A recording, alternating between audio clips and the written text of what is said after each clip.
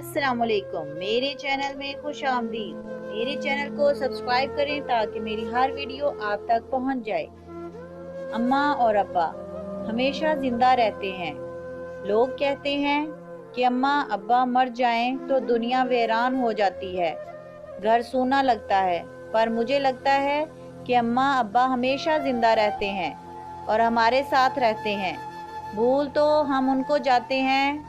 हकीकत ये है कि किसी भाई की आंखें बाबा जैसी होती हैं, किसी बहन का चेहरा अम्मी जैसा होता है, कोई बाबा की तरह मुस्कुराता है और किसी बहन के हाथ में अम्मी के जैसी लज्जत होती है।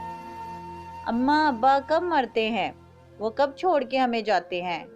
अम्मा अब्बा की परछाइयाँ तो उनके बच्चों में पाई जाती हैं।